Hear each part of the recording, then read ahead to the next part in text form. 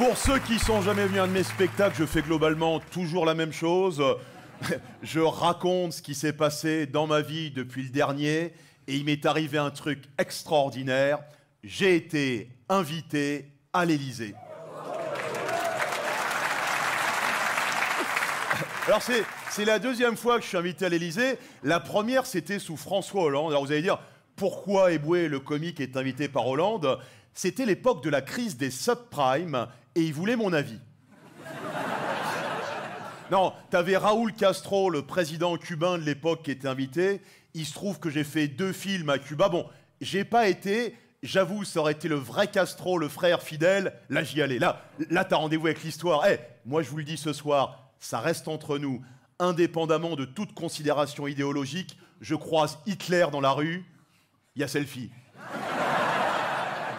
T'imagines le buzz sur les réseaux sociaux, hein? Ah bah, qui c'est qui est à Dubaï? Connasse, je suis avec Adolphe, il se passe un truc, tu vois. Et donc là, je suis invité par Emmanuel Macron. Je vais vous dire pourquoi après, mais il faut savoir qu'on a 2 points communs avec le président Macron. On est tous les deux nés en 1977 et on a fréquenté le même établissement scolaire, la Providence, à Amiens. Et là, les plus futés de la salle se disent, donc, potentiellement, t'as été dans la même classe que Macron. Et non, puisqu'il avait 1 an d'avance et j'avais 1 an de retard. Pour ça que t'en as un qui finit comique et l'autre président. Et donc là, je suis invité parce que j'ai participé à la création d'un film que vous avez peut-être vu, c'est Tout simplement noir. Et il m'invite donc à parler, je déteste ce terme, diversité, et notamment du nom des rues. Il trouve qu'il y a trop de noms d'hommes blancs pour le nom des rues. Voilà, moi je te dis, le nom de ma rue, je n'en ai strictement rien à foutre. Voilà, je peux habiter Impasse, Nordal-le-Landais. J'inviterai moins d'amis après 22h, mais ça me va, quoi. Et donc, évidemment, quand je dis à mes potes, je suis invité à l'Élysée, tout de suite, je deviens un peu le délégué de classe. Ils sont tous là, tu pourras parler de ma pension alimentaire? Toi, tu es là, ouais, je vais essayer. Et tu pourras parler, parce qu'il y a un arbre dans le jardin de mon voisin, sa branche, elle dépasse dans le mien. Je dis, ouais, je vais essayer. Et tu pourras parler de Adama Traoré? Ouais, elle dépasse de combien, la branche, dans ton jardin?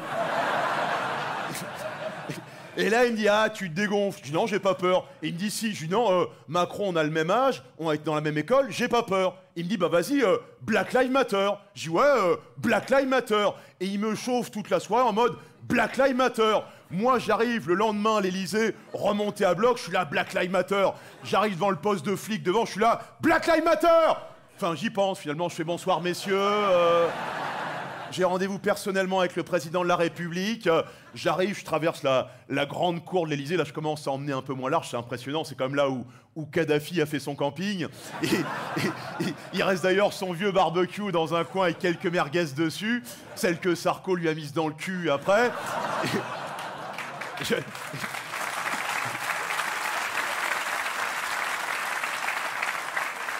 J'arrive, je rentre dans le palais, là, impressionnant, tu sais, les dorures, les moulures, t'as un mec en costume qui t'accueille. Bonsoir, monsieur Eboué, votre manteau, vous voulez boire quelque chose? Je suis là, Black Lives Matter, un petit four, oui, je vais en prendre 3 quand même. J'arrive dans la grande salle de réception de l'Élysée, Macron au milieu, on regarde le film tous ensemble, et là vient des échanges avec tout le monde, tous les acteurs de la diversité, mon cul, sont là, tu vois. Et là, il a pas le temps, il est président, t'as son intendant qui est là. Allez, faut y aller, monsieur Macron. Non, parce qu'aujourd'hui, c'est les nègres, demain, on a les bougnous, allez. Mercredi, c'est les PD, allez, faut y aller, allez. Et arrive le fameux échange du nom des rues, et tous, ils font des propositions, ils sont là, oui, boulevard Aimé Césaire, oui, avenue Joséphine Baker, oui, monsieur Eboué, place Francky Vincent. Là, tout le monde éclate de rire, Macron aussi. Pendant 1h30, je fais le bouffon du roi. Limite, il était, ah, il est con, je l'aime bien, lui. Ah. Après, ils sont tous allés faire des selfies de Fayot avec lui. Moi, j'arrive un peu en terrain conquis. Je fais bonsoir Emmanuel. Où c'est qu'on était dans la même école? À la Providence, à Amiens. Et là, il me dit, vous êtes qui? Et c'est là que je comprends que autant moi, quand je suis en spectacle ou en interview, je dis partout, où c'est que j'étais dans la même école que Macron, autant lui, quand il est au téléphone avec Poutine, il dit, bah, au fait, c'est que je suis dans la même école avec Fab. Bon, après, j'ai un peu eu le droit de d'errer dans les couloirs de l'Élysée. J'avais enchaîné les whisky, j'étais un peu bourré. J'ai essayé d'ouvrir toutes les portes. Il y a une fois dans ta vie, tu profites. À un moment, ils me disent « Allez, faut y aller, monsieur Eboué ». Je leur dis « Je vais faire un petit pissou, j'ai un peu bu ». Et là, c'est pas des blagues. Qui je croise qui sort des chiottes de l'Élysée? Tu vois qui c'est, le porte-parole du gouvernement? Gabriel Attal. Celui, il a une gueule, on a l'impression qu'il a 13 ans et demi. Chaque fois qu'il parle, t'as envie de dire « Ta gueule, on parle entre adultes, là. Et là, je te jure, il est en train de sortir des chiottes avec sa gueule de 13 ans. Il devait être en train de se branler. Hein, là, moi, je me mets à pisser, je reprends un peu de poil de la bête. Je suis là, Black Lives Matter, Black Lives Matter. J'ai été à 2 doigts de marquer Brigitte Sus au 06 24.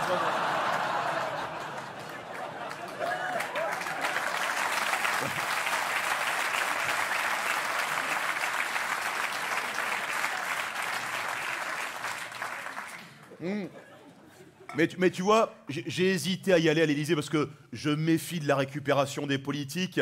Et un pote à moi m'a dit « Vas-y, ça te fera toujours un sketch. Donc c'est pour vous ce soir. Merci, voilà. »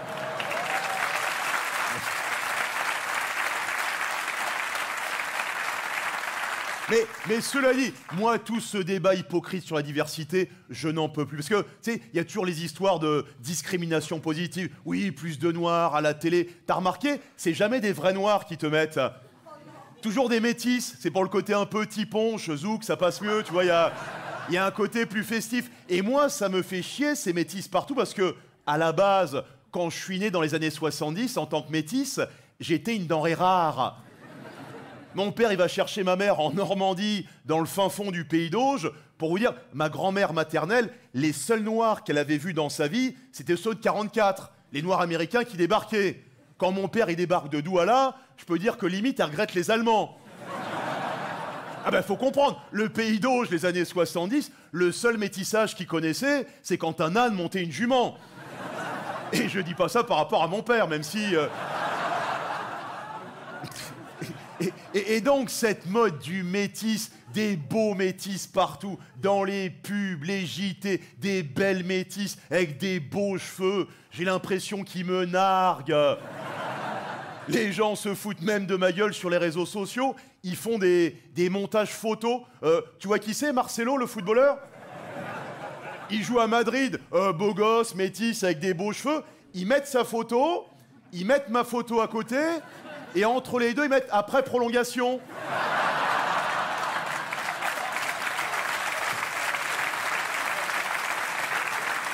Et ils font pareil avec le chanteur The Weeknd. Tu vois qui c'est? Canadien, chanteur, métis, beau gosse. Ils mettent sa photo, ils mettent ma photo à côté, ils mettent The Weeknd lundi matin. Arrête d'applaudir, connard. Ah, cette mode du métis. Combien de potes blancs à moi me disent « Ah, j'adore les filles black. Mais pas trop foncées quand même. » Non, plus clair. T'as l'impression qu'ils sont en train de choisir un canapé chez Queer Center. Ah bah, t'as vu la nouvelle femme de Vincent Cassel? Tu l'as vu ou pas? Tina, un mannequin, une métisse. 30 ans d'écart, ils ont. Il paraît qu'ils allaient ensemble depuis des années en vacances au même endroit. Il la piste depuis, tu sais, à la jumelle, il attend son heure, Vincent. Grandis, grandis. Ouais, elle a retiré les flotteurs. Avec sa femme de l'époque, Monica Bellucci, qui devait passer derrière. Bah, qu'est-ce que tu fais, Vincent? Non, moi, je regarde les mouettes, là. Il y en a une qui t'a chié sur le pantalon. Ah ouais, c'est... T'as compris? Par rapport à... Ouais,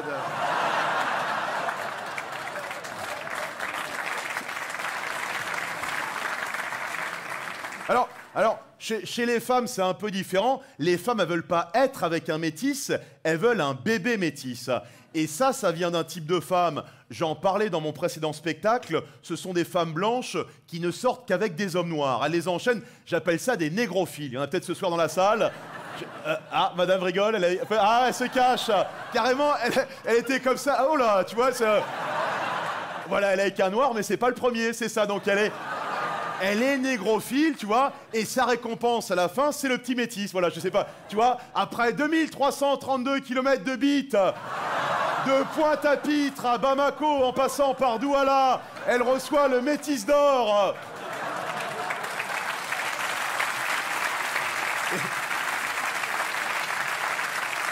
Et ça vient d'une chose, et je préfère mettre en garde tous les parents blancs de la salle, ça vient du rap. Si votre adolescente écoute du rap, méfiez-vous.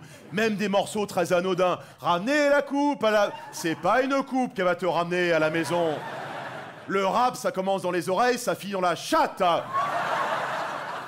À son époque, lui, Jean, les gens plus âgés, il écoutait du rock, il buvait les bières, il gerbait. Le rock, ça finit dans les chiottes.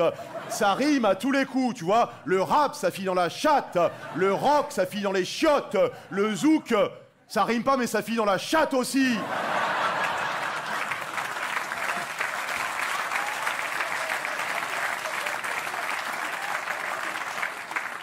Ah, cette mode du métis à la con, là. T'as déjà ton trophée, toi, ou pas? Hein? C'est rien, ma chérie, hein. C'est des goûts et de couleurs, comme on dit. Hein. Ma mère est passée par là, hein. Tu sais, j'ai pas de... Je sais pas, tu sais, on sait pas, ouais. Mais c'est cette mode... T'as vu que même Miss France, depuis quasiment 10 ans, une année sur deux, c'est une métisse qui gagne. Jean, t'as remarqué? Et on est d'accord, Jean, qu'à la base, les Miss sont pourtant censées représenter la beauté de leur région. Merci. Et on le dit avec Jean, et on n'en a rien à foutre de passer pour des fachos. Hein. On est pour que maintenant, chaque Miss représente les spécificités culturelles de sa région. Je veux que Miss Nord-Pas-de-Calais arrive complètement bourrée sur scène, limite avec les veines du nez qui pètent. Je veux que Miss PACA soit bête à manger du foin.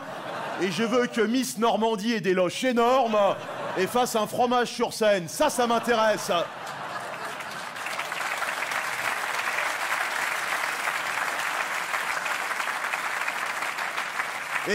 Et pareil pour Miss Monde, d'ailleurs. Je veux que Miss Amérique soit obèse, que Miss Chine est un virus chelou et que Miss Pakistan ait la gueule brûlée à l'acide. Voilà! Arrête de faire... Oh! Et arrêtez de leur poser des questions. Pourquoi vous voulez être Miss France? Parce que je suis pour la paix et contre la guerre. Ta gueule. Vous avez un passe-temps dans la vie? J'aime lutter contre le cancer et le réchauffement climatique. Ta gueule. Les Miss, ce sont des jeunes femmes qui sont censées avoir 20 ans. Moi, je voterai pour celle qui dira j'aime me bourrer la gueule le vendredi soir avec des potes et parfois j'en suce. Je vote. Parce que faut le dire maintenant, on regarde Miss France pour voir des culs. Et si on veut voir des femmes intelligentes, on regarde Question pour un champion. Parce que le féminisme, oui, mais le féminisme exacerbé, débile et contre-productif, je n'en peux plus. Tu sais, les traits hargneuses, limite avec des bretelles. Leur objectif, c'est pas l'égalité des sexes, c'est te couper les couilles et en faire un collier avec.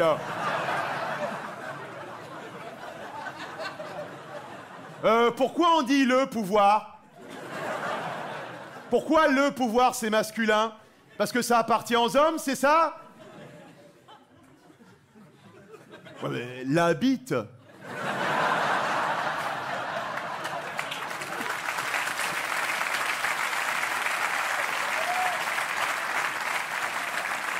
Hey, un exemple de féminisme exacerbé, débile et contre-productif.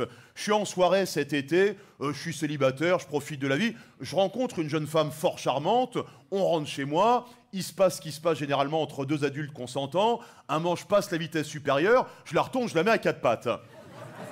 Elle me dit, qu'est-ce que tu fais? Je dis, bah, je sais pas, je fais comme mon père m'a appris. Elle me dit, ah non, 2000 ans de domination masculine, je me mets plus à quatre pattes.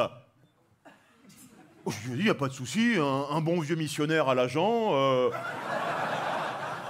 Elle me dit, ah non, déjà on gagne moins que vous, je vais pas en plus me mettre en dessous de toi. Ah, je dis, vas-y, je me mets sur le dos, sur le lit, tu fais ce que tu veux. Elle me dit, oui, puis après je fais tout le boulot, je repasse tes chemises. Ah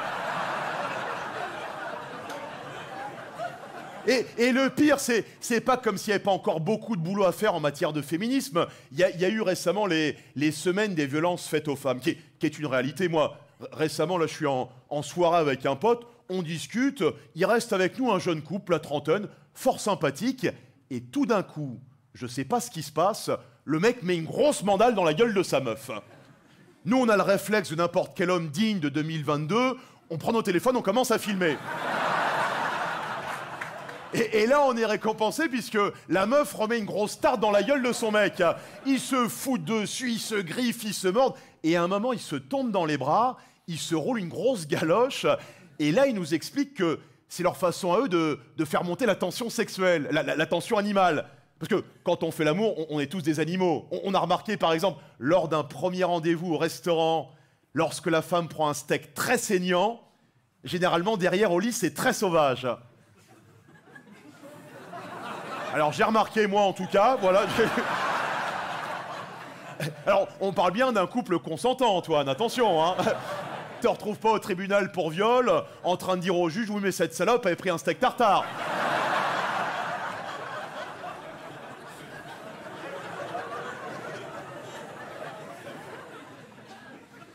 Bien.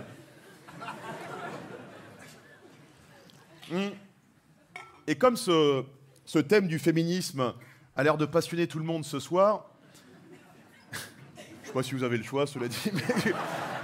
Mesdames, je vais vous poser 2 questions. N'hésitez pas à participer, ça va nous permettre de progresser à nous les hommes.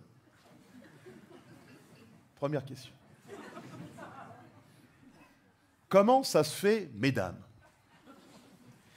qu'avec le nombre d'émissions qu'on a sur les tueurs en série, les faits divers, qu'on ait encore des femmes qui aillent courir en forêt, le long d'un cours d'eau, après 22 heures. Moi, je suis l'homme le plus pacifique du monde. Je croise une femme qui va courir en forêt, le long d'un cours d'eau, après 22 heures, je la viole, je la tue. Pas par méchanceté, hein, par tradition. Et après, je fais comme tous ces salopards, je participe aux recherches.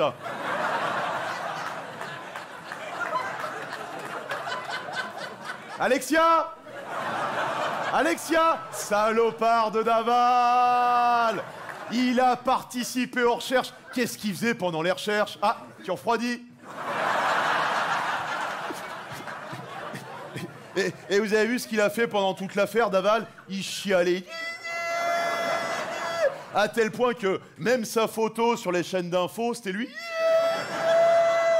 Au début de l'affaire, il ment lamentablement à côté de ses beaux-parents. Il organise même une marche blanche pour sa femme. Il courait. Les journalistes l'attendent sur la ligne d'arrivée. Un petit mot, Jonathan. Arrive le jour du procès. On se dit enfin, on va savoir, il va parler. Et la seule chose qui va réussir à sortir au juge, il n'arrivait pas à bander.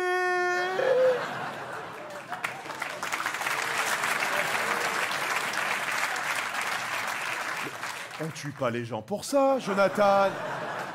Parce que tu connais l'histoire, comment ça s'est passé. En fait, ils dînent chez les beaux-parents, les parents d'Alexia, le soir du meurtre. Tout va bien, ils rentrent chez eux, et il faut savoir qu'Alexia, c'est une femme qui a la trentaine passée, l'horloge biologique commence à faire... Donc c'est des femmes qui peuvent être un peu pressantes, tu vois. D'ailleurs, si tu tombes sur ce genre de femme un jour, tu mets la capote, ceux qui ont moins de 20 ans. Sinon, 9 mois plus tard, t'es papa. Hein, et parfois même, ça ne suffit pas. C'est pas, j'ai fait mes affaires avec elle, hein, je fais mon petit nœud, je mets ça dans la poubelle, je rentre chez moi. Dès que t'es parti, elle est capable d'aller fouiller le truc, elle se fait une PMA. C'est pareil, c'est pas j'ai terminé, je mets ça dans les chiottes, je tire la chasse d'eau, je rentre chez moi. Elle est capable de dresser son chat ou un furet.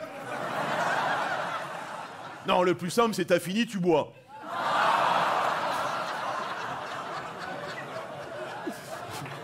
Ça va, on l'a tous fait une fois. Oh, donc ils dînent chez les beaux-parents, ils rentrent chez eux, et là, Alexia est là. Baise-moi! Baise-moi! Baise-moi! J'arrive pas à bander! Pam!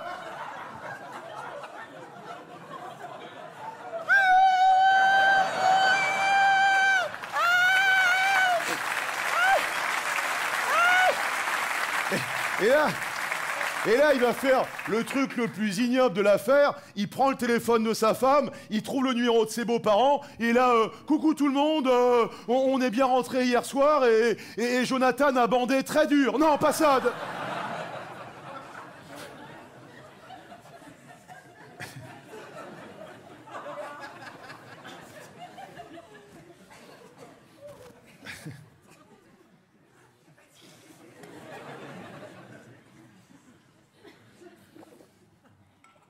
Mais si on regarde bien, quelle est la seule chose qu'aurait pu plaider l'avocat de la défense en faveur de Daval? Est-ce que vous vous souvenez de ce qu'ils ont mangé chez les beaux-parents le soir du meurtre? Je l'ai entendu? Une raclette.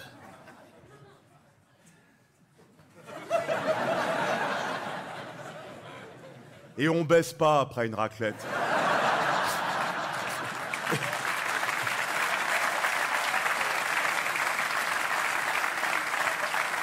Et vous applaudissez parce qu'on le sait tous ici.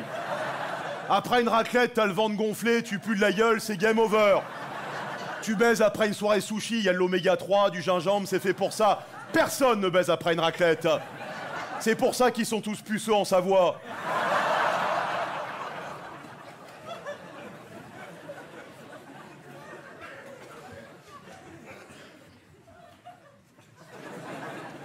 Deuxième question, et là je vais demander encore plus de participation, mesdames, parce que ça m'est arrivé personnellement. Je vais essayer d'étayer mon argumentaire. On imagine par exemple, on a Antoine qui sort du spectacle tout à l'heure, il croise une jeune femme, madame, votre nom c'est... Votre prénom? Voilà, Marie, on va dire Marie, voilà. Il croise Marie-Paul, pardon, voilà, excuse-moi, l'autre va m'agresser, voilà. Alors il croise Marie-Paul, voilà, ils se croisent à la sortie, on imagine, parce que je sens que vous êtes assez précis sur les détails, mais... Vous êtes célibataire, c'est votre mari? Voilà, bon, je suis désolé. Hein. Donc là, elle est célibataire ce soir-là. Elle croise Antoine qui est célibataire aussi. Ça matche bien entre les deux. Et très gentiment, Antoine lui dit « Tiens, allons boire un petit verre dans le bistrot à côté. » Ils boivent des coups. La magie opère comme rarement entre deux êtres humains. Et vers 2h du matin, Antoine lui dit « Tiens ! Si on allait boire un dernier verre dans ma chambre d'hôtel. » On est bien d'accord, mesdames, qu'il s'agit d'un code. J'ai pas dit un accord. Qu'il s'agit d'un code tacite pour dire « Tiens !» Si on allait baiser. On va pas dans la chambre d'hôtel à 2h du matin pour boire les mignonnettes dégueulasses du minibar à 30 €. D'ailleurs, dès qu'Antoine revient à l'hôtel accompagné, le réceptionniste a compris, il y a un petit regard complice entre les deux, tu sais. Même la femme de chambre dans les couloirs, elle est comme ça. C'est tout juste, t'as pas la porte de la chambre voisine qui s'ouvre avec des SK qui sort.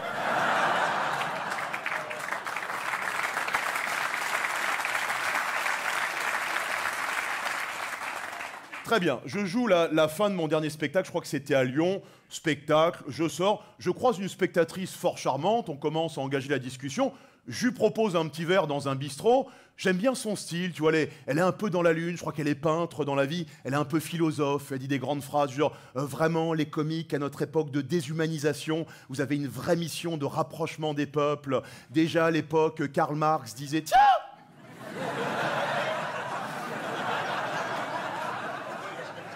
Si on allait boire un dernier verre dans ma chambre d'hôtel. On arrive, le réceptionniste, bonsoir monsieur Eboué, hop, la femme de chambre, hop, j'ouvre la porte, je mets la petite pancarte, on va baiser, je ferme, hop, non, pas de DSK, bon voilà, hop, non, pas de Nicolas Hulot, hop là.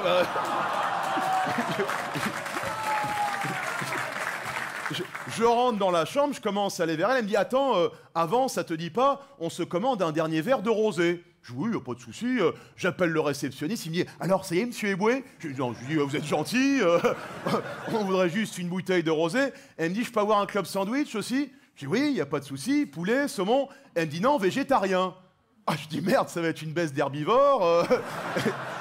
J'espère qu'elle n'est pas intolérante au lactose. »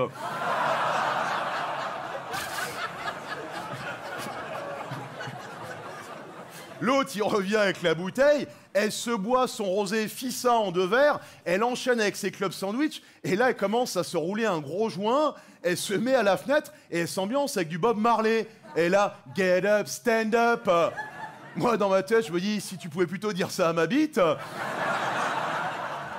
Et tu connais les fumeurs de joint passé une certaine heure, à un moment, elle commence à bloquer sur le ciel, comme ça, et là...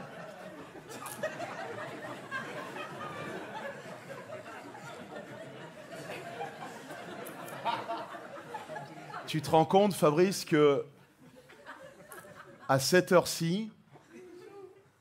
Ah ouais, putain.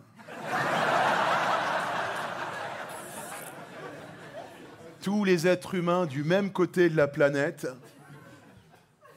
Ah ouais, putain. On voit tous exactement les mêmes étoiles qui scintillent. Oh, je dis putain, je m'apprête à baiser Francis Cabrel. Là, je commence à passer à la vitesse supérieure, je me rapproche, je commence à la coller, et là, elle me dit, non mais qu'est-ce que tu fais?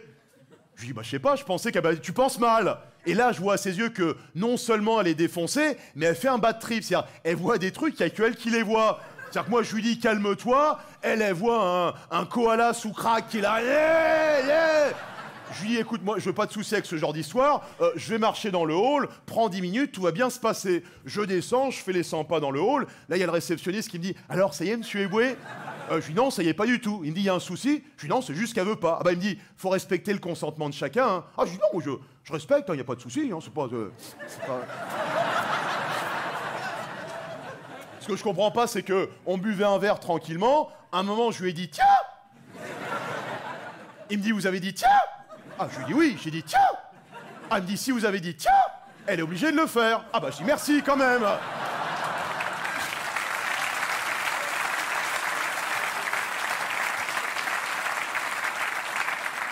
Et il me dit, il y a 2 règles de base dans le monde de l'hôtellerie, c'est tiens! Et on n'a pas le droit de mettre un +4 sur un +4 au Uno. Ah bah je dis merci quand même. Il me dit, retournez-y. Je lui dis, ouais, j'y retourne. Il me dit, vous voulez que je vous accompagne? Je dis, non, toi t'es gentil, tu restes là. J'arrive dans la chambre, et là, non seulement elle est défoncée, elle pionce sur le lit, mais en plus, elle est en position fétale, comme ça. Et ça, toutes les femmes de la salle peuvent témoigner. On est d'accord, une femme en position fétale, ça veut dire c'est mort. On est d'accord, mesdames? De toute façon, personne n'a envie de baiser un fœtus. À part un curé très très intégriste. Remarque, c'est peut-être pour ça qu'ils sont contre l'avortement dans l'église. Hein. Ils ont peur que des curés aillent faire les poubelles des hôpitaux. Attendez au moins qu'on coupe le cordon, mon père. Arrête de faire... Oh! Parce que je vais te dire un truc. Moi, j'ai écrit ce spectacle, je m'étais dit, je n'écris plus de blagues sur la pédophilie dans l'église, ça a été trop fait. Sauf qu'au mois d'octobre dernier, tombent les chiffres officiels des actes pédophiles commis dans l'église depuis 1950. Est-ce que vous avez le chiffre ? 330 000, vérifiez chez vous, 330 000 actes pédophiles commis dans l'église depuis 1950. Je vais vous dire une chose, moi, niveau catholique, j'ai tous mes diplômes. Baptême, première communion, profession de foi, école catho privée, enfant de cœur, 330 000, je me dis, je suis passé entre les gouttes. Sans mauvais jeu de mots.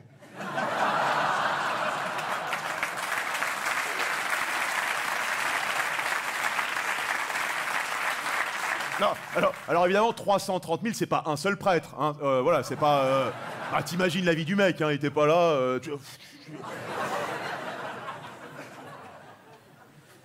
Et ça me fait chier parce que, alors, je suis plus catholique pratiquant, mais j'aime les fêtes religieuses en général. Se retrouver en famille, c'est sympa. Pour Noël, par exemple. D'ailleurs, il y a le maire de je sais plus quelle commune, une fois de plus, qui a dit « Oui, pas de sapin de Noël dans ma mairie, ça n'est pas laïque !»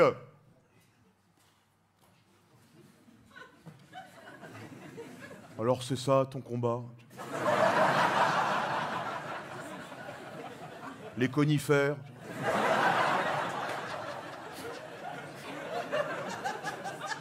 Et alors 330 000, mais t'as quand même un évêque français qui a osé dire « Oui, mais le secret du confessionnal est au-dessus des lois de la République. » Parce que qu'est-ce qui se passait? T'as un pauvre gamin qui était abusé par un curé, réflexe de croyant, il allait se confesser aux collègues. Il était là le père Martin a fait quelque chose de très mal.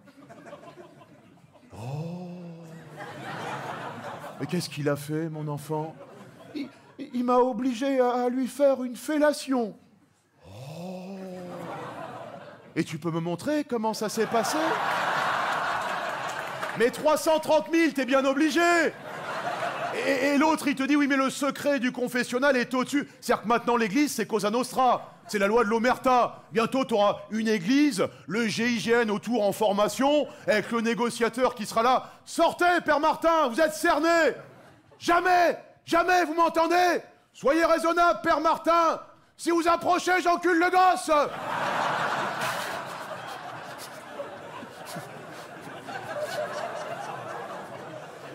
Donc elle est en position fétale.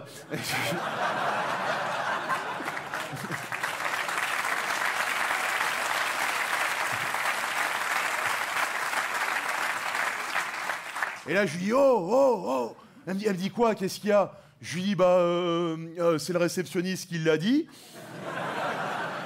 Quand on dit tiens, on est obligé de le faire. Elle me dit ah ouais. Je dis ouais, c'est une règle de l'hôtellerie, c'est tiens, c'est comme ça, voilà. Elle me dit bah si c'est une règle, on le fait. On commence à faire nos affaires, un manche passe à la vitesse supérieure, je la retourne, je la mets à 4 pattes. Elle me dit ah non, 2000 ans de domination masculine. Bam!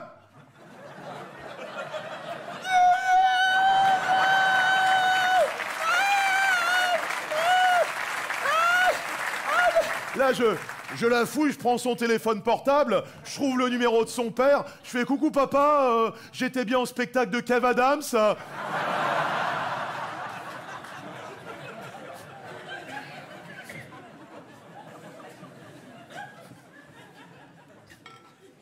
C'est marrant, non? Hein? T'es dur à faire marrer, hein, toi, depuis tout à l'heure. Hein. Je te regarde, ah non, elle est très concentrée, madame, mais t'es dur à faire rire, dis donc. Hein. Tu viens, t'es parisienne? Non, t'es d'où? Hein?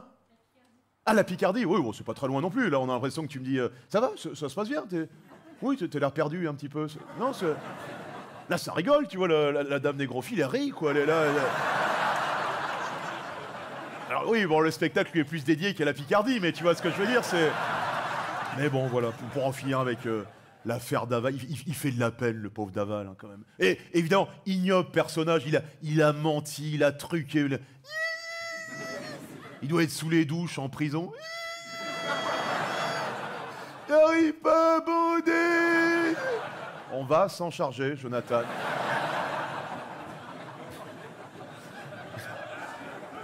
Alors je sais, après le spectacle, il y a encore des gens sur les réseaux sociaux qui vont m'écrire « Vous n'avez pas honte de plaisanter sur des affaires aussi sordides ?» Bon, c'est mon fonds de commerce, moi, qu'est-ce que tu veux faire? Ah bah, moi, je paye des cadeaux de Noël à mon fils avec ça. Hein, Ah bah, l'affaire Jubilard, je vais lui payer un poney. Hein. Mais tiens, les plus âgés de la salle, vous avez dû remarquer, Jean, par exemple, que les nouveaux assassins, les nouveaux faits divers, généralement les tueurs, par rapport à ceux de votre génération, ils sont nuls. T'as remarqué? Le travail est mal fait, quoi, ça cache mal les corps, ça met 3 feuilles dessus. Vous, c'était fait avec amour à l'époque, tu te rappelles? C'était un travail d'artisan. Michel Fourniret, c'est quand même la référence, t'as vu? T'as vu la fin de l'enquête? Des cadavres planqués partout à travers la France. Avec Michel, il n'y a pas d'histoire de tu refroidis si tu chauffes n'importe où sur le territoire. C'était même plus une enquête, à la fin, c'était une bataille navale. Le truc qui était là. B26, touché violet. Vous avez vu? On a même découvert que la petite Estelle Mouzin, vous vous rappelez? Qu'on a cherché pendant des années, la gamine, c'est Michel Fourniret qui l'a tuée. On l'a tellement cherché, vous vous rappelez, à une époque, ils avaient même mis son portrait sur les briques et les bouteilles de lait. C'est-à-dire, Fourniret, il l'avait tué, et le matin, ça se trouve, au petit-déj, il buvait son lait, il était là. Oh,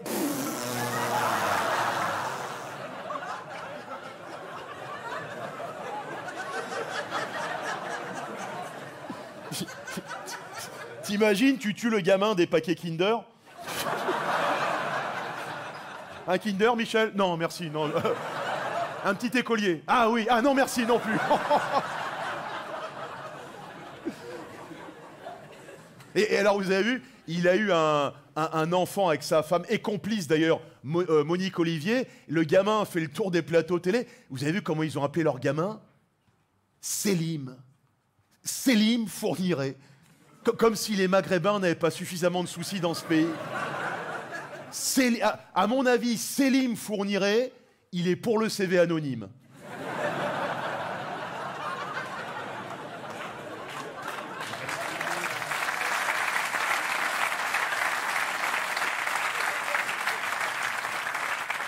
Et alors, toutes les belles choses ont une fin. Vous avez vu de quoi est mort Michel Fourniret? Alzheimer. C'est quand même fantastique, quand t'as planqué des cadavres un peu partout, de mourir d'Alzheimer. Si ça se trouve, Michel Fourniret, quelques semaines avant sa mort en cellule, il a regardé le « Faites entrer l'accusé Francis Holm ». Il était là, mais quelle honte.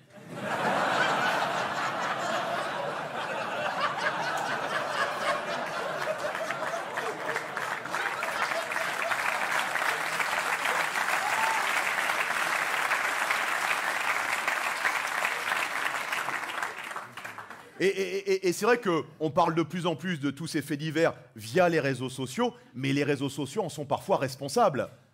L'affaire Samuel Paty, qui moi m'a particulièrement touché puisque ma mère était prof d'histoire en zone sensible dans les années 80-90. Elle était à Montreuil exactement. Pour vous dire, un jour elle rentre de cours, elle me dit « Tu te rends compte Fabrice, en 5e, j'ai un élève qui vient en bus. » Je lui dis « Comme partout maman. » Elle me dit « Non mais lui il le conduit. » Donc déjà à la base c'était compliqué, mais là avec les réseaux sociaux, qu'est-ce qui se passe avec l'affaire Paty? Il donne son cours sur la laïcité, Charlie Hebdo, etc. Et là t'as une élève qui d'ailleurs n'est même pas en cours ce jour-là, on va dire Nacera, qui sur les réseaux le dit à Leïla, qui le dit à Kadera, qui le dit à Kader, qui le dit à Mohamed, qui le dit à un Tchétchène qui ne connaît pas les règles du téléphone arabe.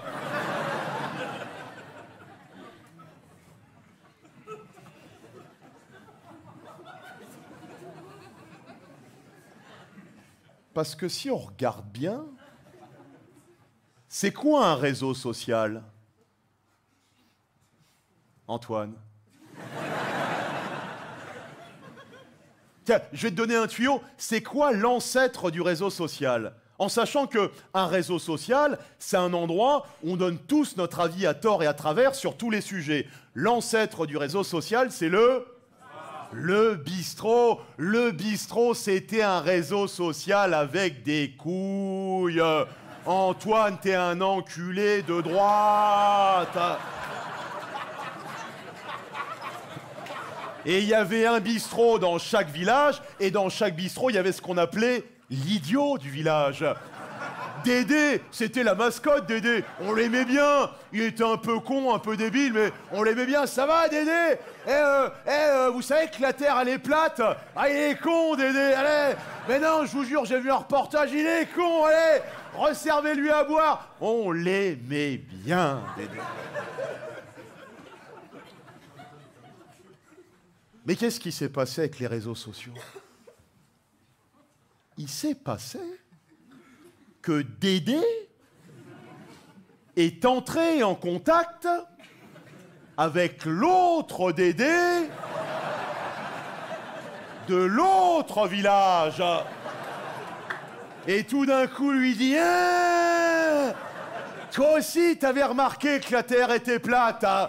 Et un jour ils sont 2, puis 10, puis 100, puis 1000, puis 1 million. Et un jour, c'est toi qui arrive au bistrot et qui dit « Et vous savez, comme la Terre est ronde, ah, il est con, resservez-lui à boire !» C'est ça, les réseaux sociaux, des bandes à Dédé.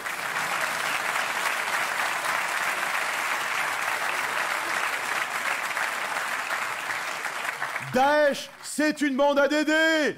Le harcèlement scolaire, un groupe de forts qui grossit contre un faible, ce sont des bandes à Dédé. Et le harcèlement, je peux vous en parler, j'en ai été victime. Vous vous doutez bien, le seul petit élève de couleur dans des écoles privées, catholiques.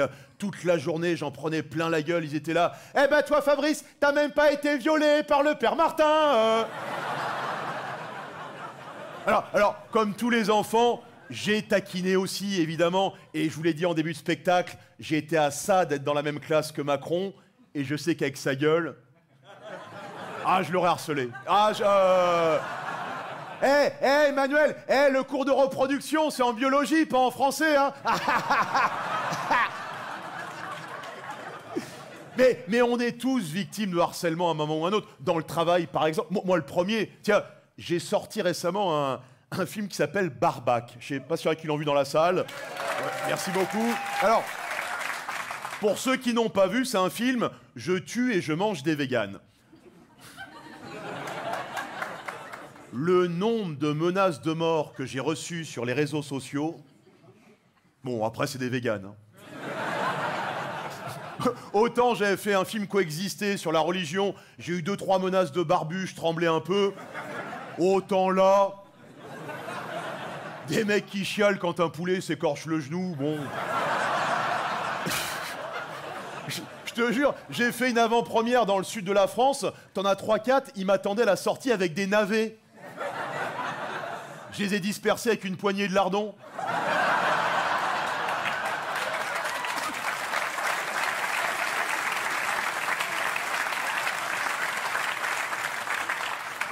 Mais évidemment qu'à l'école, il faut protéger les plus faibles, les plus fragiles, mais je crois aussi que les petites moqueries de l'enfance, c'est aussi ça qui nous épaissit, qui fait de nous des hommes, des femmes. Comme on dit, ce qui ne nous tue pas. Moi, je suis persuadé que le petit Grégory se serait un peu plus débattu. Il serait champion de natation aujourd'hui. Mais c'est parce que on surprotège les nouvelles générations. Regarde la petite jeune là, elle est toute mignonne. Elle a dû être choyée par son papa, couvée. On a dû lui apprendre à faire du vélo avec un casque, des petites genouillères. Tu crois que Jean, il avait un casque, lui? Il n'y avait même pas de vélo à l'époque de Jean. Son père, il l'a mis dans une brouette sur une pente. Il a dit, allez, vas-y! Moi, je m'en rappelle, mon père, il m'a mis sur un vélo trop grand, à moitié rouillé. Il m'a dit, allez, pédale! Je m'éclatais la gueule comme une merde. Recommence! Il avait enlevé la selle pour que je reste debout. Il était là.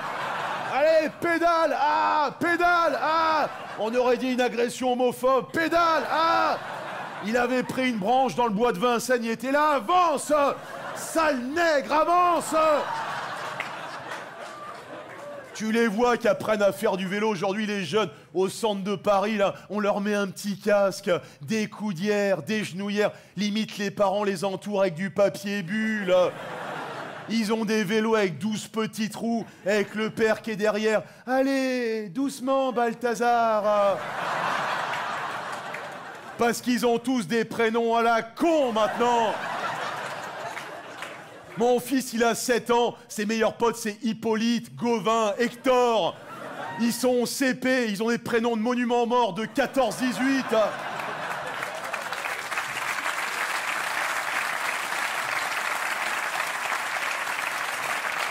C'est pas des blagues. Dans sa classe, mon fils, il a un camarade qui s'appelle Ours Henri.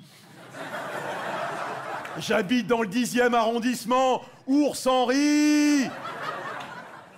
Chez les Indiens d'Amérique, tu comprends, il y avait des ours dans la prairie, alors t'appelais ton gamin ours assoiffé, mais dans le 10e, Ours Henri!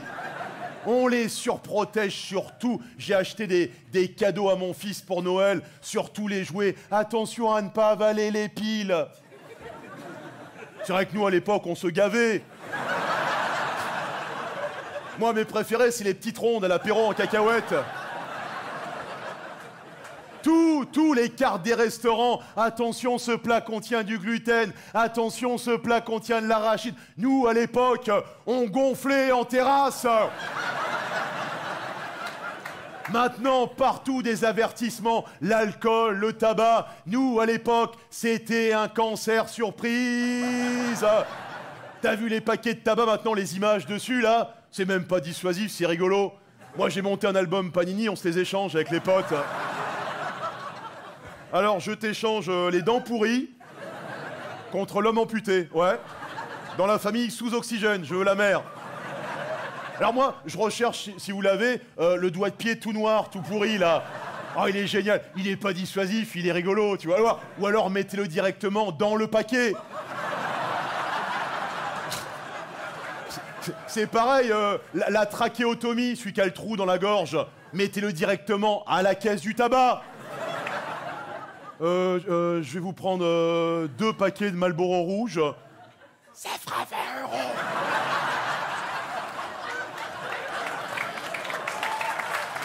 €.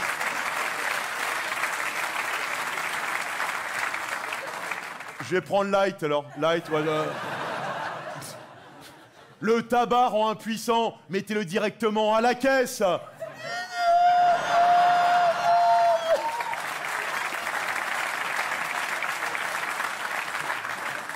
Sur les paquets de raclette, mettez un couple en levrette barré.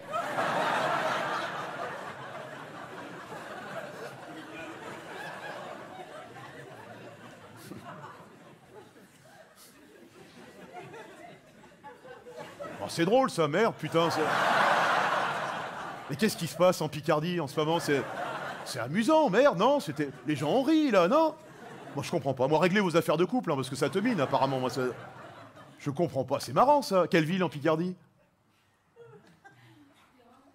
Quoi? Péronne? Ah, t'es sur Péronne, ouais, d'accord. Ouais. Non, j'aime bien, c'est une ville très, très chouette, voilà, j'aime bien là-bas. T'es vers où? Plutôt vers la mairie? T'es plutôt...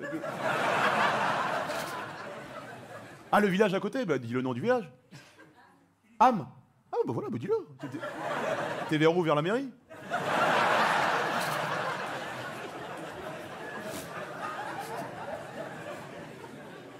Et c'est amusant parce que je vous parle de tous ces avertissements qu'on voit partout. On protège, on surprotège nos enfants, alors que c'est des gens, et les plus âgés de cette salle, vous l'avez traversé, ce monde. Vous êtes là, en pleine forme, ça fait plaisir. Et ce qui est marrant, c'est qu'on n'avertit pas sur les nouveaux dangers, ceux avec lesquels les plus jeunes ont grandi. Le numérique, les portables, tous ceux qui ont des enfants, on a tous des toxicos à la maison. Moi, mon gamin, il a 7 ans, il est comme ça toute la journée. Papa, je peux prendre ton téléphone? Je lui dis, pourquoi faire? Non, c'est comme ça, tu veux jouer encore? Non, c'est pour voir la météo. Je lui dis, bah ouvre les rideaux. Ah ouais, Putain, mais tu me le donnes, fils de pute! Et plus t'avances dans les âges, plus c'est catastrophique. Moi, j'ai un pote à moi, son fils, il a 12 ans. Alors, lui était persuadé que son gamin était un génie, parce que toute la journée, il lit du Hugo, du Chateaubriand. Et en fait, il s'est aperçu que le gamin planquait son téléphone dans les bouquins. Et moi, je m'en doutais, parce que le gamin est complètement con. Et alors, le plus dramatique, et il y a certainement des parents qui vivent ce calvaire dans la salle, ce sont les adolescentes. Moi, j'ai un pote à moi, sa fille a 16 ans, il est désespéré, quoi. Il me dit, regarde les photos de pute qu'elle fait sur Insta.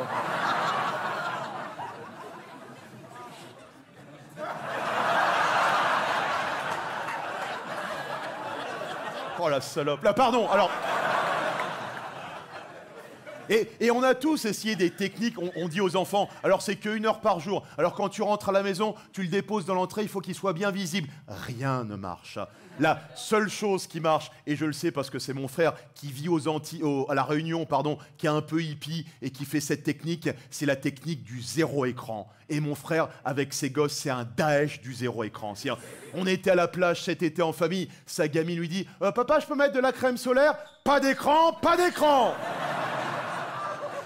Eh ben, je vais vous dire un truc, ces gamins, ils sont incroyables. Tu vas chez eux à La Réunion, ils jouent avec rien. Tu leur files un rat crevé, ça fait 3 semaines, ils sont là, ils sont beaux, ils sont libres. Je les ai emmenés aux Galeries Lafayette pour les fêtes. Je leur dis, prenez ce que vous voulez. Ils disent, non, ben on veut rien, tonton. La honte avec mon fils derrière comme ça. Et on se moque des plus jeunes, mais on n'est pas mieux, nous les adultes. Hein. Et tout s'est accéléré avec le Covid, le télétravail, le numérique nous gagne, on passe nos journées entières devant les écrans, on se lève, on se brosse même plus les dents, rien, on pue, on se met devant l'écran comme ça, on tapote, on bouffe son croissant, on met des miettes dessus, c'est dégueulasse, de la graisse. Dès que ta femme part bosser, tu te branles un petit coup, t'en remets. C'est un boudi-boulga dégueulasse, c'est là... Comme ça, tu continues. Hop, elle rentre du boulot. Qu'est-ce qu'on fait, chérie? On va faire des courses. Oh non, Deliveroo, tu bouffes tes sushis. Ça dégouline. Elle ressort, tu te rebranles un petit coup, machin.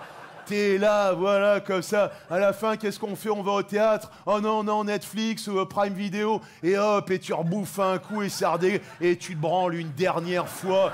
Et tu pues. Et voilà ce que c'est que la société des jeunes d'aujourd'hui. Une société de branleurs qui puent.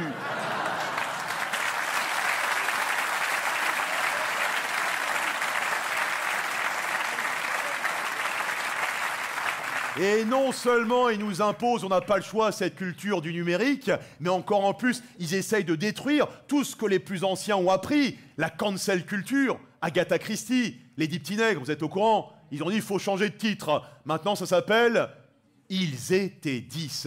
Moi, j'apprends ça. Le lendemain, je vais chez mon libraire. Je dis, bonjour, je voudrais « Ils étaient 10 ».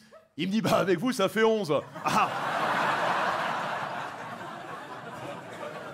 Les féministes ont dit, oui, dans Blanche-Neige, à la fin, elle dort, le prince charmant l'embrasse alors qu'elle n'est pas consentante, c'est un viol. Ou alors, il aurait fallu que le prince charmant arrive et dise, tiens! Dumbo, l'éléphant volant. Ils veulent faire interdire Dumbo parce qu'ils disent, à un moment, il y a 3 corbeaux noirs qui chantent le blues sur une branche. C'est une représentation raciste des Noirs américains de l'époque. C'est vrai. Mais moi, j'ai vu Dumbo, je crois que j'étais au CP avec que des petits élèves blancs dans la classe. J'étais le seul élève de couleur. Personne à la fin du dessin animé n'est venu me voir en me disant « Oh, le corbeau, le corbeau !» Alors que le petit Benoît, qui avait les oreilles décollées... Qu'est-ce qu'il a pris dans la gueule, putain. On était au 3e étage, on était là. Saute, Benoît, saute! Ils veulent faire interdire Peter Pan. Ils disent dans Peter Pan, à un moment, t'as des Amérindiens, c'est une représentation raciste des Amérindiens. C'est vrai, mais moi, c'est pas ça qui me choque dans Peter Pan. Ce qui me choque, c'est qu'on ait un type en collant, avec son meilleur pote déguisé en fée, qui aille réveiller les enfants tard la nuit dans leur chambre. Allez, les enfants, on y va. Mais on va où? On va au pays imaginaire. Ah bon, mais c'est encore loin, le pays imaginaire. Reprends du Poppers. Même la Gay Pride, notre bonne vieille Gay Pride, tu t'en rappelles, Jean, celle où t'emmenais tes enfants, celle où t'emmenais tes parents, la Gay Pride qu'on connaissait, qui était claire, c'était la fête des hommes, qui aiment les hommes, pour les hommes, des chars avec des hommes nus, on savait où on mettait les pieds. Moi, mon plus beau souvenir de Gay Pride, un jour je croise un couple de 2 gros monsieur, très poilus, chez les gays ils appellent ça les bears, les ours, voilà, on s'éclate chez les gays, c'est comme ça. Et j'ai appris, il y a le pendant inverse, les très minces, épilés des pieds à la tête, et ils appellent ça les dolphins, les dauphins. On s'éclate chez les gays, c'est comme ça. Alors je sais pas si les deux peuvent se reproduire entre eux ou pas, voilà, je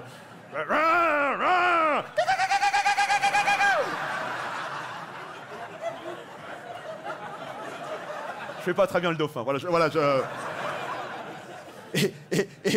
Et donc, je croise ce couple de très gros monsieur, très poilus, avec tous les deux le même t-shirt, avec marqué dessus. Et écoutez bien le rayon de soleil. On est gros, on est pédé, on est des gros pédés.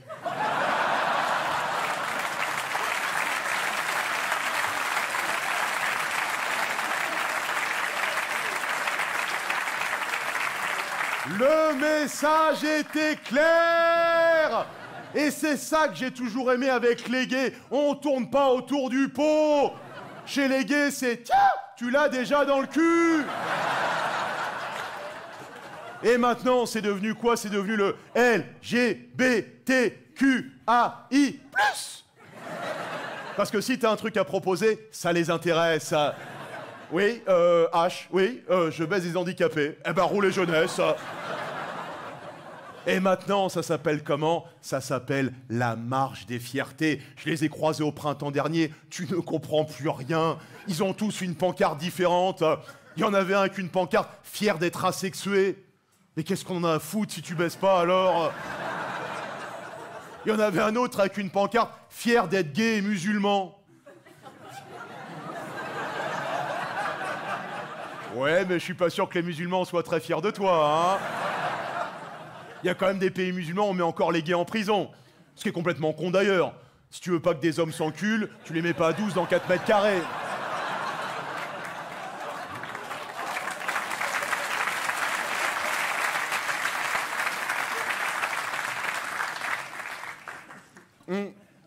Et évidemment, toute cette histoire de LGBTQAI+, c'est toute la culture du YEL. Vous en avez certainement entendu parler. Moi, j'ai un pote à moi qui est là-dedans. Tu ne peux même plus converser avec lui. C'est-à-dire, tu lui dis au fait, il va bien, ton pote? Non, Fabrice. Le choix n'a pas été fait, il n'y a pas de il.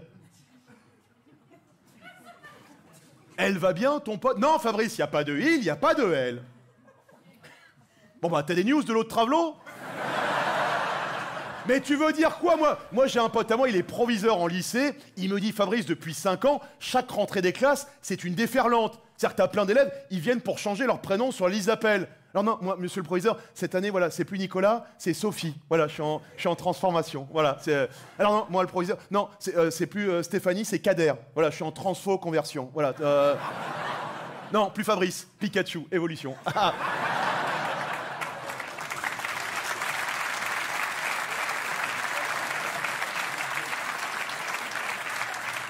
Et on atteint le pompon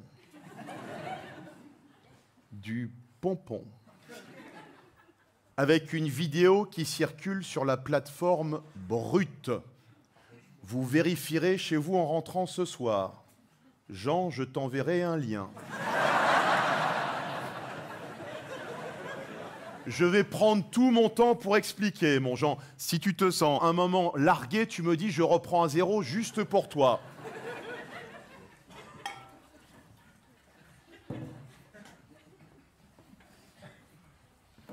Je prends vraiment tout mon temps, mon Jean.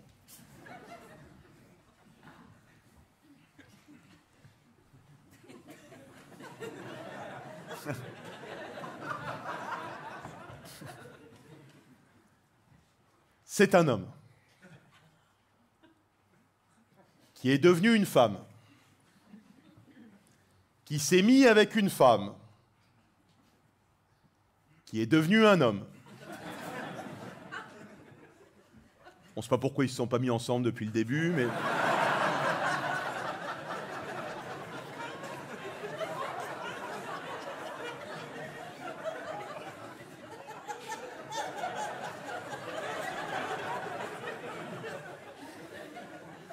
L'homme qui est devenu une femme a fait congeler ses spermatozoïdes pour féconder la femme qui est devenue un homme qui a conservé son utérus. Et nous avons donc, en 2022, sur le territoire français, un homme enceint. Enceint. Je vais vous dire une chose.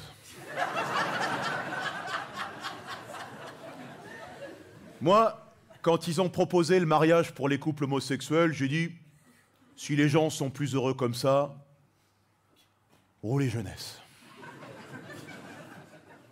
Quand ils ont proposé l'adoption par les couples homosexuels, j'ai dit, si les enfants sont heureux et épanouis,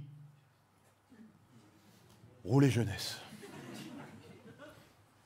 Les ours, les dauphins.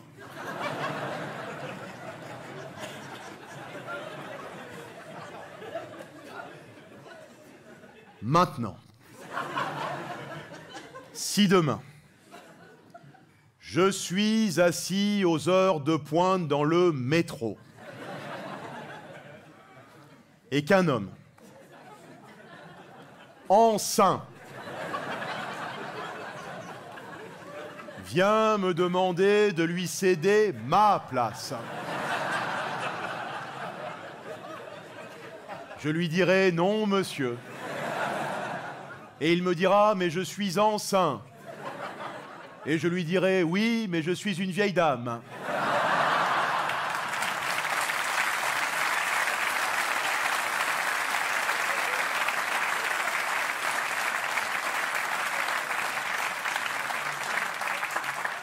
Et il me dira, mais est-ce que votre petit-fils à côté ne peut pas me céder sa place? Je lui dirai, c'est mon mari. On est en train de péter un câble sur cette planète. Il y a des hommes qui veulent être enceints. Il y a des femmes aux États-Unis, elles veulent des enfants, mais elles n'ont pas le temps d'être enceintes. Alors elles louent des utérus de Mexicaines. Puis un jour, ce sera trop cher. Alors on prendra des utérus d'Africaines, évidemment. Puis un jour, ce sera trop cher. Alors on prendra des vaches. Tiens, voilà, des vaches hublots. Comme ça, tu pourras voir le développement du fœtus. Et pour les curés, ça fera des quartiers rouges.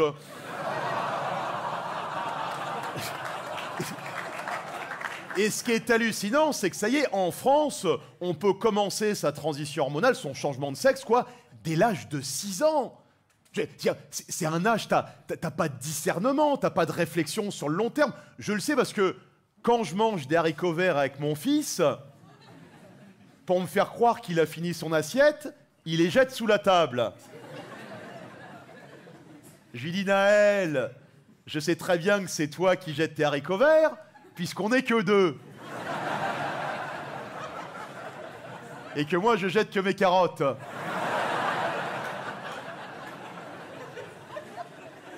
Et ce qui est hallucinant, c'est qu'en Suède, où ils font ces transitions précoces dès l'enfance depuis des années, ils font marche arrière parce qu'ils se sont aperçus que des gamins arrivés à l'âge adulte, il y en a qui regrettent. Ils vont chez le médecin, bonjour docteur, voilà, je viens vous voir parce que je me suis trompé.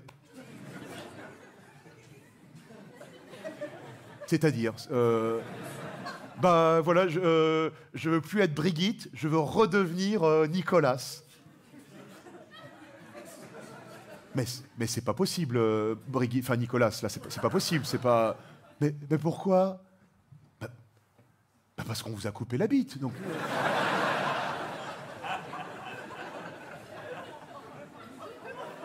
Mais elle est où, ma bite? On l'a jetée. Mais où? La poubelle jaune, je crois, enfin, je sais pas...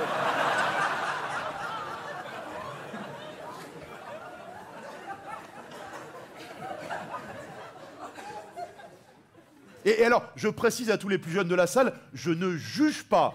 Je dis juste que je suis un homme fatigué. Voilà, je comprends plus cette société où la moindre différence devient une revendication. Voilà, t'as vu que maintenant, j'ai vu aux États-Unis, ils font la Fat Pride.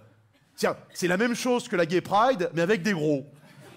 Ils défilent pareil. Bon, évidemment, ça dure un peu plus longtemps, mais... Et ils ont des pancartes les mêmes, hein. Grossophobie égale racisme. Mais c'est pas pareil, je veux dire, c'est pas pareil d'être gros et d'être noir.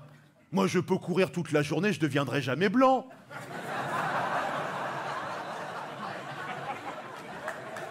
Je suis fatigué, je comprends plus, Et je ne juge pas, je suis juste fatigué parce que je me sens largué, quoi. Je me sens plus proche d'un homme de 90 ans, en EHPAD, mort depuis 2 ans,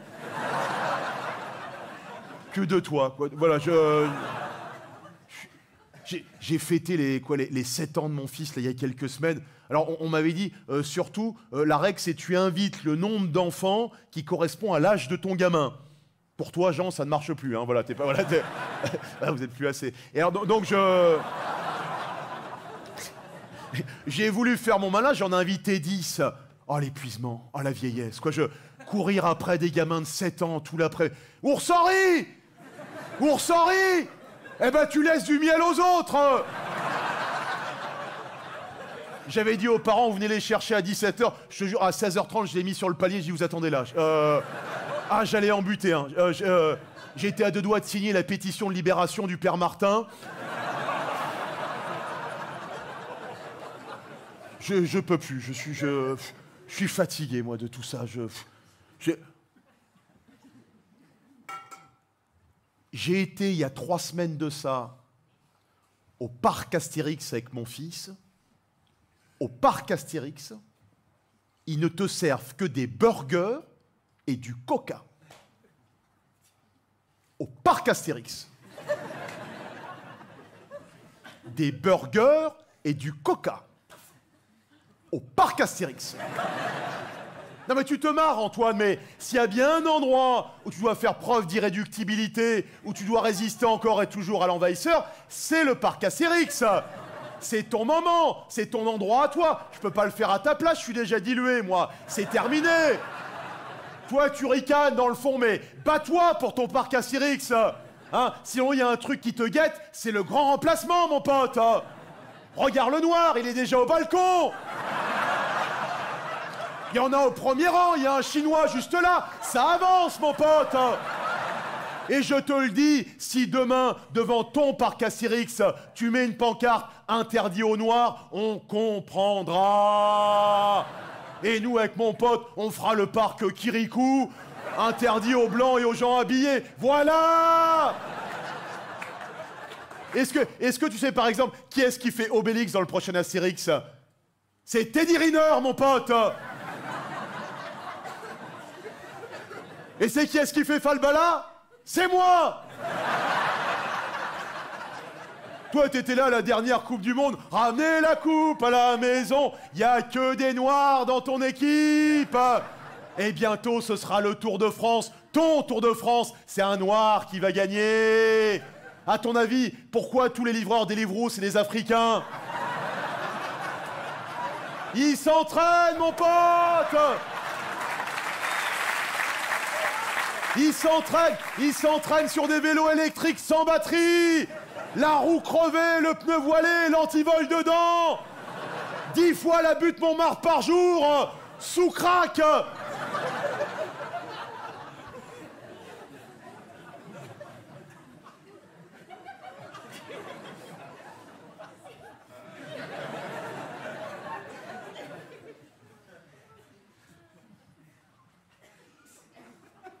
Voilà.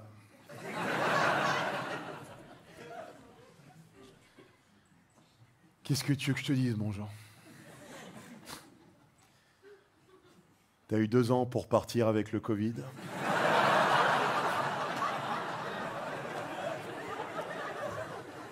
T'as voulu rester.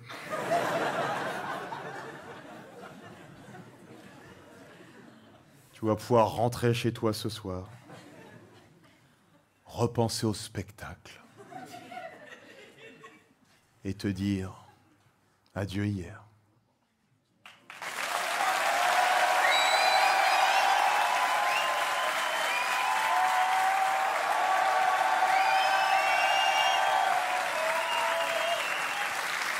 Merci. Alors, merci à Antoine pour Jean, merci du bruit pour la Picardie, du bruit pour du bruit.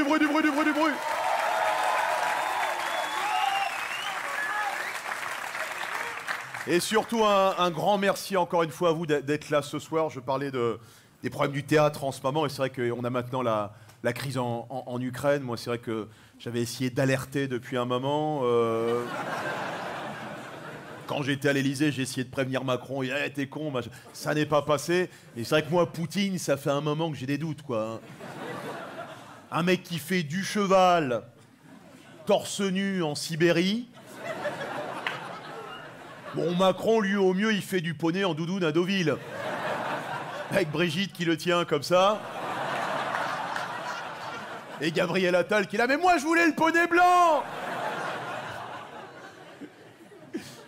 Et c'est vrai qu'on redécouvre avec cette guerre en Ukraine que finalement, via Poutine, c'est toujours l'homme de Cro-Magnon. C'est la loi du plus fort. Vous avez vu, au début du conflit, je crois que c'est le Bruno Le Maire, le ministre de l'économie, qui a mis sur Twitter « Nous allons tuer la Russie économiquement ». L'autre, il a juste répondu « Bah non, on va vous tuer tout court ». L'autre, il a fait « Ah non, je me suis trompé, alors... Et c'est ça, et le pauvre président ukrainien, vous avez vu, qu'est-ce qu'il voulait qu'il fasse? Il est comique à la base, le mec, donc... KGB et Cours Florence, c'est pas la même formation, hein, le mec... C'est comme si demain, la France est envahie par la Russie. Qu'est-ce qu'on fait, Fabrice?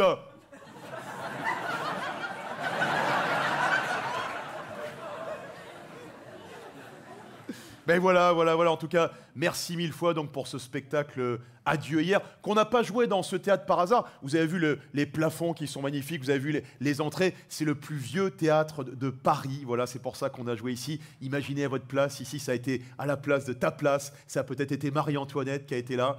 Là tu souris, là t'es contente, là, ça y est, elle est à Versailles, tout d'un coup, elle est là, elle est là. Mais qu'est-ce qu'il fait ce nègre en bas? Elle est radieuse, ça y est, voilà, c'est Marie-Antoinette, et ben voilà, elle est là, voilà, on te souhaite le même futur. Et alors... Et donc, je vous dis, le plus vieux théâtre de Paris, et c'est vrai qu'ici, vous vous rendez compte, on jouait des Mozart, des Offenbach, des Reggiani, voilà, et maintenant, Fabrice Eboué, voilà, le grand emplacement est vraiment en marche. Hein, Et on a pris surtout ce théâtre pour une raison qui m'est chère, c'est la proximité. Vous voyez comme on peut tous converser simplement. Et je dis toujours, le plus important chez un comique, c'est conserver la proximité avec son public. Hein, parce que, évidemment, vous aimez des chanteurs, des acteurs, mais c'est différent, il y a toujours plus de distance. Je ne sais pas si vous croisez, par exemple, Dujardin dans la rue, il y a le côté « Ah, bonsoir, monsieur Dujardin, j'adore vos films. Voilà, je vous dérange pas plus que ça. Bonne soirée, monsieur Dujardin. » Alors que moi, les gens, quand ils me croisent, c'est plutôt « Ah, il est con, lui. Le curé qu'encule le fœtus. »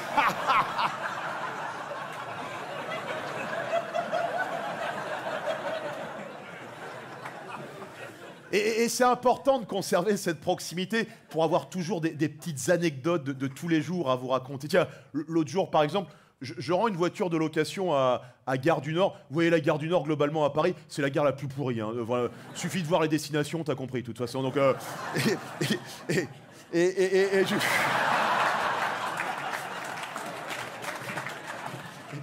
je rends la voiture au parking de location, je me gare, je vais pour prendre l'ascenseur. Contractuellement, à Gare du Nord, il est en panne. Donc, je prends les escaliers de service et là, je tombe sur deux jeunes femmes. Une affalée sur la rampe comme ça, l'autre assise dans les escaliers, le froc baissé, une seringue dans la cuisse. Oh là, je dis putain, elle est vachement efficace cette campagne de vaccination.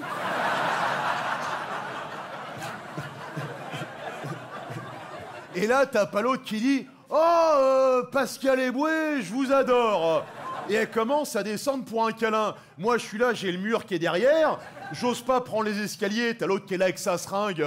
J'ai pas envie de jouer à chat-sida. T'as le sida, non.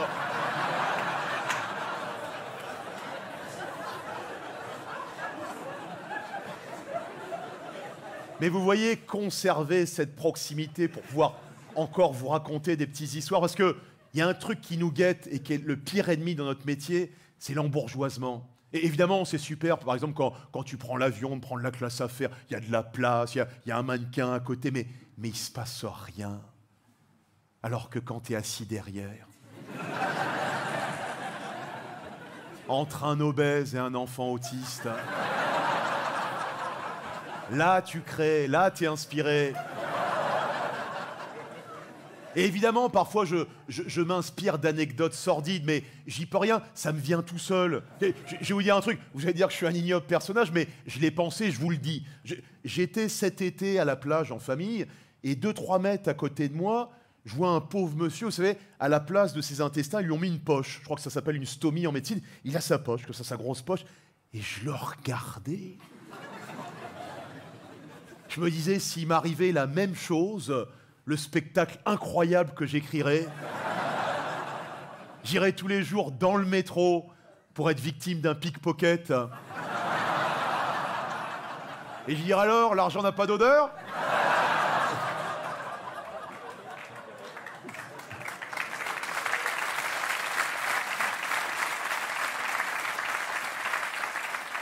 Mais je vous dis, se battre pour conserver le réel, parce que, et évidemment qu'on a des privilèges dans ce métier. Combien de fois j'ai pris l'avion à l'étranger sur Air France, et au décollage, on vient me voir « Monsieur Eboué, vous voulez assister au décollage avec le pilote dans le cockpit ?» Ils sont complètement inconscients, ce jour-là. Je suis un vrai gamin, je suis là comme ça, tu sais, le commandant Oussama Ben Laden vous souhaite un bon vol sur le...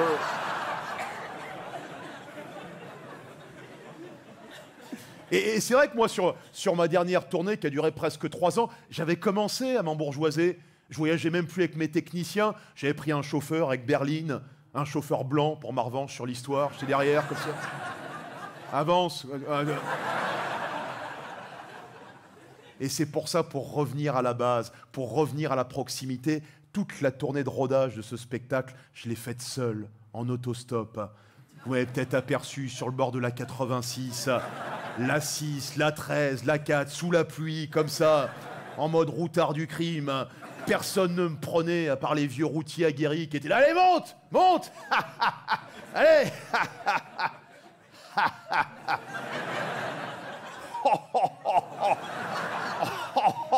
Ah bah putain. Je croyais que c'était un migrant qui faisait le tapin, mais... T'es l'autre, là, le comique, là, Patrice Eboué, là. Le fœtus qu'encule le curé.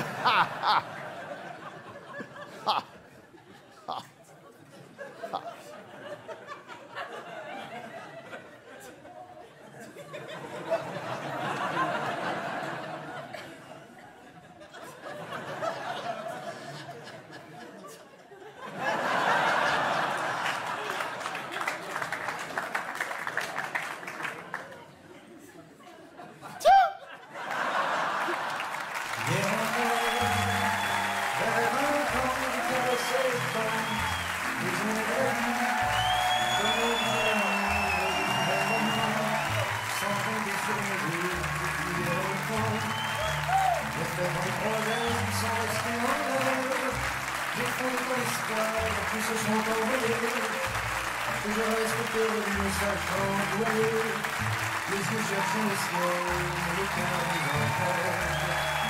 Hier encore, encore la vérité, et pour nous retenir, même de penser, je n'ai fait que courir, et me suis essoufflé, ignorant le passé, conjuguant mon futur.